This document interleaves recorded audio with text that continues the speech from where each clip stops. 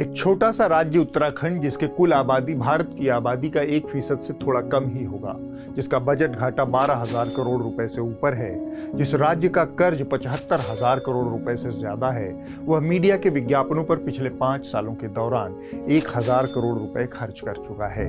मेरे सहयोगी बसंत कुमार की यह इन्वेस्टिगेशन सीरीज एक लंबी पड़ताल और अथक मेहनत का नतीजा है। उत्तराखंड की धामी सरकार द्वारा विज्ञापनों पर हुए खर्च को लेकर जारी हमारी अगली रिपोर्ट जल्द ही आप तक पहुंच जाएगी। पहले टेलीविजन मीडिया पर खर्च की पड़ताल, फिर दूसरे हिस्से में अखबारों और पत्र पत्रिकाओं पर हुए खर्च की इन्वेस्टिगेशन और तीसरे हिस्से में रेडियो, डिजिटल मीडिया और SMS व्हाट्सएप के जरिए विज्ञापनों पर किए गए खर्च की जानकारी हम आपके सामने लाएंगे।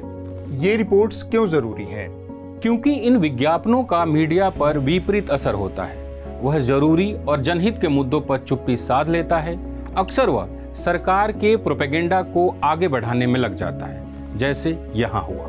उत्तराखंड में मरीजों का इलाज मोबाइल की रोशनी में हो रहा, समय पर अस्पताल में इलाज नहीं मिलने के कारण लोगों की मौत हो जाती है, लेकिन सरकार के विज्ञापनों में सूबे का हाल एकदम दुरुस्त नजर आता है।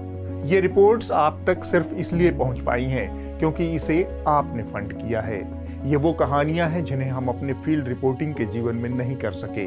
हम सब की एक इच्छा होती है इस तरह की कहानियों को आप तक पहुंचाने की, पर बहुत सारे संस्थान इसे अफोर्ड नहीं कर पाते, क्योंकि इनके लिए संस्थान न तो पैसा खर्च करने को तैयार हैं और न ही विज्ञापन पर कोई बात करने को राजी हैं।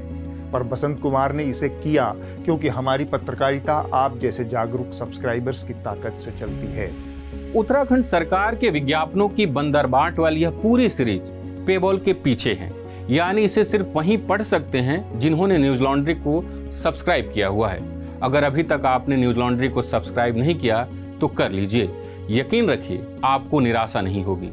यह जो QR कोड लगातार हमारे बगल में आपको दिख रहा है, उसे स्कैन करके आप अपना काम कीजिए और हम आपका काम आगे बढ़ाएंगे। आपकी मदद मिलेगी तो हम आगे भी इसी तरह से सरकारों की कलई खोलते रहेंगे और आपके पैसे की बर्बादी की कहानियां सामने लाते रहेंगे। धन्यवाद।